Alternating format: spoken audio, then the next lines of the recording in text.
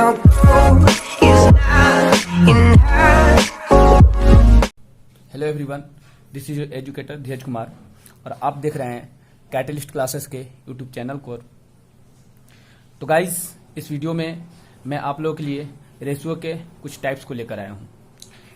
जैसे पहला आपका जो है इनवर्स रेशियो। फर्स्ट की अगर हम बात करें इनवर्स रेशियो, तो इनवर्स रेशियो क्या होता है? इनवर्स रेशियो क्या होता है, ठीक है। तो जैसे मान कर चलिए कि let a ratio b a ratio b, then inverse ratio of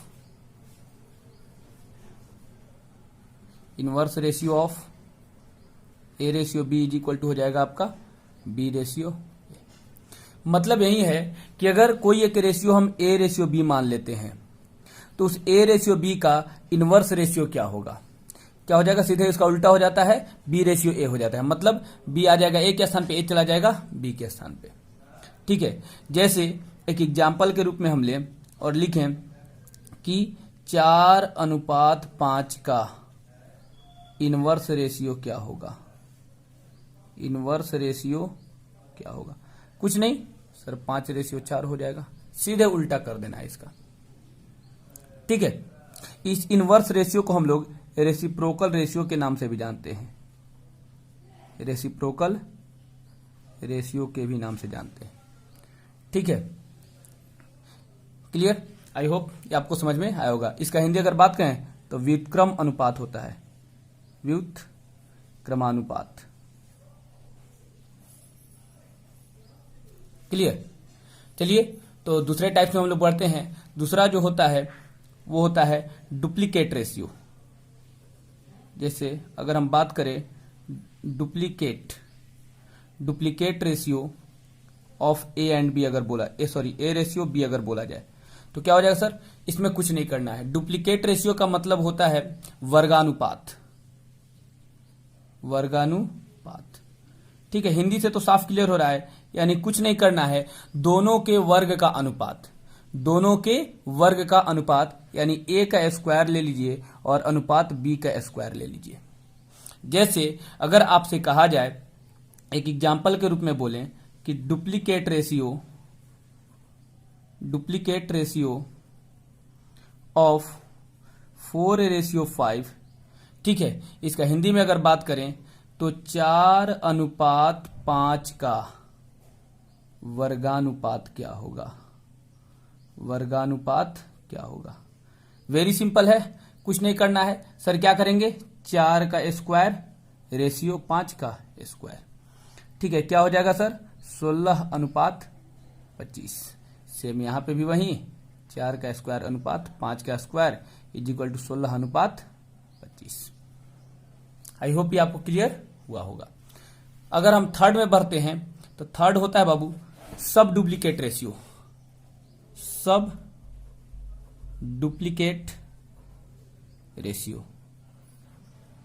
of a ratio B.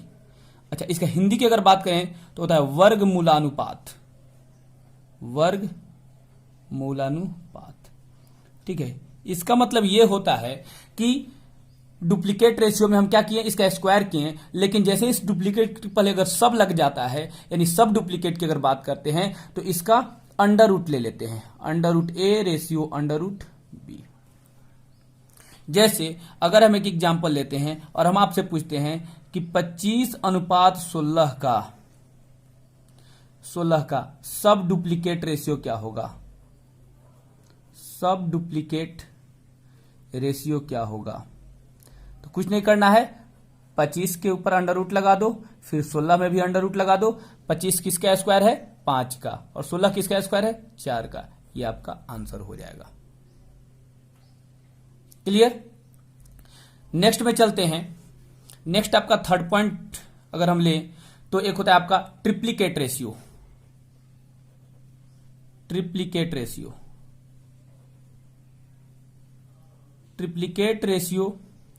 Of a ratio b. Triplicate का मतलब होता है घनानुपात। घनानुपात यहां से साफ क्लियर हो रहा है, यानी इन दोनों का क्या लेना है, घन लेना है। घन मतलब क्यूब, ए का क्यूब रेशियो बी का क्यूब। जैसे एक एग्जाम्पल में अगर हम देख लें तो हम आपसे पूछें कि 5:3 का यानी 5:3 का ट्रिप्लीकेट रेशियो क्या होगा। ट्रिप्लीकेट रेशियो मतलब घनानुपात क्या होगा। कुछ नहीं करना है सर, 5 के पावर 3 डाल दीजिए, अनुपात 3 के पावर 3 डाल दीजिए आप। 5 के पावर 3 कितना होता है 125, 3 के पावर 3 कितना होता है आपका 27। आई होप ये आपको क्लियर हुआ होगा। अगर हम नेक्स्ट की बात करते हैं 0.4 तो होता है सब ट्रिप्लीकेट रेशियो।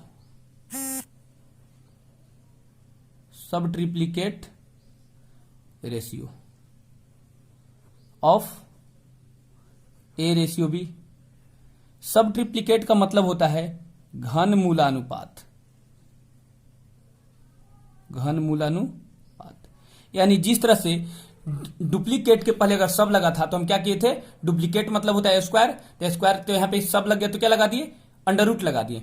उसी तरह से क्योंकि ट्रिप्लीकेट का मतलब होता है क्यूब, तो इसके पहले जब सब लग गया यानी सब ट्रिप्लीकेट, इसका मतलब हो जाएगा अंडर क्यूब रूट ए अनुपात under cube root B.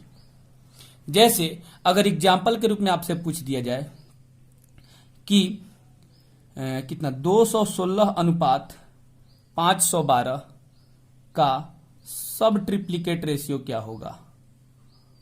Sub triplicate ratio क्या होगा। कुछ नहीं करना है, अंडर क्यूब रूट में ले लीजिए 216 को, फिर अंडर क्यूब रूट में ले लीजिए 512 को। तो नेक्स्ट रेशियो की अगर हम बात करें तो नेक्स्ट रेशियो आपका होता है क्या, कंपाउंड रेशियो। कंपाउंड रेशियो का मतलब होता है मिश्रित अनुपात। मिश्रित अनुपात।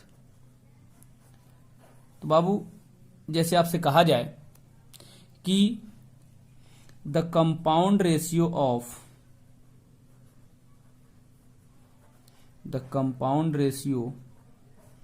Of the ratios a ratio b, c ratio d and e ratio f is equal to क्या होगा। कुछ नहीं करना है, जो आपका फर्स्ट है फर्स्ट को आपस में मल्टीप्लाई कर दो, ए इंटू सी इंटू ई, इसको एक में, और रेशियो जो सेकंड वाला है उसको आपस में आप मल्टीप्लाई कर दो, B into D into F, यानी क्या हो जाएगा A C E ratio B D F. Clear. अच्छा, तो अब इसका एक एग्जाम्पल देखते हैं। एग्जाम्पल में क्या हो जाएगा, तो जैसे अगर आपसे कहा जाए कि 2:3 तथा 5:7 का कंपाउंड रेशियो निकालिए। कंपाउंड रेशियो निकालिए। कंपाउंड रेशियो का मतलब क्या होता है बाबू, मिश्रित अनुपात। मिश्रित अनुपात क्या होगा। तो अगर इसकी बात करें तो कुछ नहीं करना है, इसका मल्टीप्लाई इससे कर दो यानी 2 इंटू 5, फिर रेशियो दूसरे वाले को दूसरे वाले के साथ कर दो आप 3 इंटू 7, यानी 2 5 जा 10 हो गया और 3 7 जा 21, ये आपका हो जाएगा। अगर हम और बात करें, अगर एक और एग्जांपल ले लेते हैं तो मान लीजिए 2:3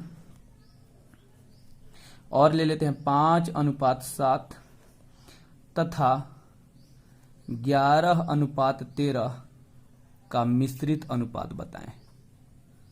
का मिश्रित अनुपात बताएं। तो क्या होगा बाबू, कुछ नहीं करना है, वेरी सिंपल है सर। फर्स्ट को आपस में मल्टीप्लाई करो आप, यानी फर्स्ट कौन कौन हुआ, तो 2 इंटू 5 इंटू 11 रेशियो। अब सेकेंड को आपस में कर दो, सेकेंड क्या है आपका 3 इंटू 7 इंटू 13, कितना हो जाएगा आपका 11 5 55 दूनी 110 अनुपात, ये 13 7 91 91 3 9 27 273। अगर कोई कॉमन है तो कटा सकते हो, नहीं कॉमन है तो छोड़ दो। यही आपका आंसर हो गया। आई होप कि सारा आपको समझ में आया होगा। सो अगर गाइज आप लोगों को वीडियोज अच्छे लग रहे हैं तो प्लीज मेरे चैनल को सब्सक्राइब करें, लाइक करें और शेयर भी करें। So thank you.